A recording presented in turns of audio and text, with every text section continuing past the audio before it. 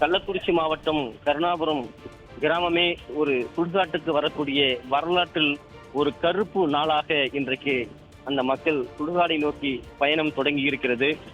குறிப்பாக இறந்தவர்களுடைய ஒவ்வொருவருடைய குடும்ப முறைப்படி அவருடைய இறுதிச் சடங்கு செய்வதற்காக அவர்கள் ஆயத்தமாகிக் கொண்டிருக்கிறார்கள். இறுதிச் சடங்கை செய்வதற்கு கூட அந்த குடும்பங்களைச் சேர்ந்தவர்கள் எப்படி ஒவ்வொரு குடும்பத்திலும் இருப்பவர்கள் மட்டுமே செய்ய முடியும் என்கிற ஒரு மிகப்பெரிய சோகை அலை அங்கு வீசிக் கொண்டிருக்கிறது. ஒருவர் இறப்பு என்றால் அந்த கிராமமே ஒன்று கூடி அந்த இறப்பு சடங்கை செய்வார்கள், ஊர்வலமாக எடுத்துச் சொல்வார்கள். ஒரு கிராமமே இன்றைக்கு இறந்திருக்கிறது என்றால் அவர்கள் சுடுகாட்டுக்கு எடுத்து வருவதற்கு எப்படிப்பட்ட அவலத்தில் இந்த ஆட்சி இருக்கிறது. குறிப்பாக இந்த ஆட்சியில் இருப்பவர்கள் கள்ளச்சாராயத்தை ஒழிக்காமல் விட்டதுதான் இந்த கிராமம் இன்றைக்கு சுடுகாடு நோக்கி பயணிக்கக்கூடியது காரணமாக இருக்கிறது. அந்த மக்கள் வேதனையோடு அந்த கண்ணீரோடு அவர்களுடைய உடலானது எடுத்து வரக்கூடிய அந்த காட்சிகளை நம்மால் பார்க்க முடிகிறது. குறிப்பாக ஒரு பெண்மணியுடைய உடல் கிறிஸ்துவ முறைப்படி அடக்கம் செய்வதற்காக தற்போது உள்ளே எடுத்து சென்றிருக்கிறார்கள். தொடர்ந்து 21 இடங்களில் அந்த 21 சடங்குகளை அடக்குவதற்காக கட்டைகள் போன்ற அந்த உபகரணங்களோடு இங்கு தயாராக வைக்கப்பட்டிருக்கிறது. தொடர்ச்சியாக அங்கு 5 இடங்களில் அந்த குழிகள் தோண்டப்பட்டிருக்கிறது. அந்த குடும்ப முறைப்படி அவருடைய அந்த சடங்குகளை செய்வதற்கான ஏற்பாடுகள் செய்யப்பட்டிருந்தாலும் கூட, அதாவது கொரோனா காலகட்டத்தில் கூட இவ்வளவு உயிர்கள் ஒரு நாளில் ஒரு கிராமத்தில் பறிகொடுத்திருக்கிறார்களா என்று தெரியாது. ஆனால் கள்ளச்சாராயத்திற்காக இந்த கிராமமே இன்று சுடுகாடை நோக்கி பயணித்துக் கொண்டிருக்கிறது. கள்ளக்குறிச்சி வரலாற்றில் ஒரு கருப்பு நாளாக இந்த நாள் அனுசரிக்கப்படுகிறது. ஒவ்வொரு வீட்டிலும் சடலங்களாக கிடத்தி வைக்கப்பட்டிருக்கிறது.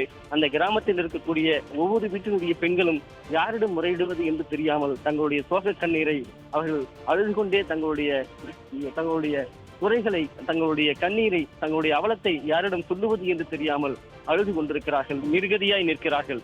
அதாவது வரலாற்றில் இப்படிப்பட்ட ஒரு நாள் இந்த கள்ளக்குறிச்சி மாவட்டம் சந்தித்திருக்காது என்றுதான் சொல்ல வேண்டும்.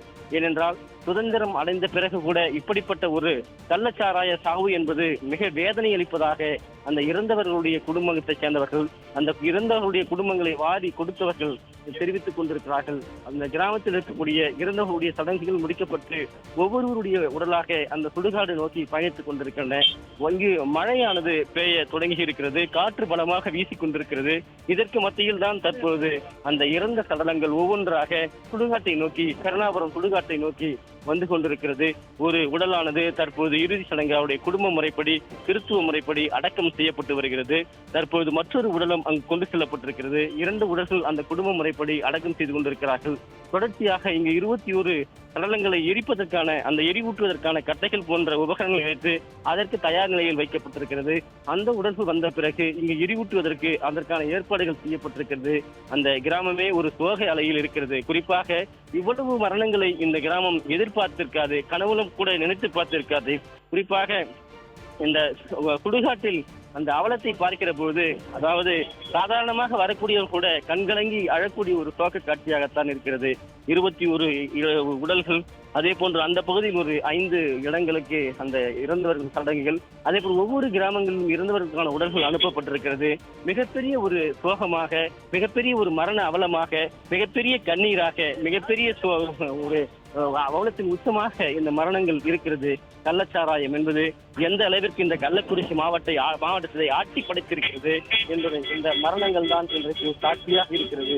இனிமேலாவது இந்த கள்ளச்சாராயத்தை ஒழிக்கப்பட வேண்டும், கள்ளச்சாராயத்தால் ஏற்படக்கூடிய இந்த மரணங்களை தடுக்க வேண்டும் என்பதே அந்த மக்களுடைய எதிர்பார்ப்பாக இருக்கிறது. அருண்.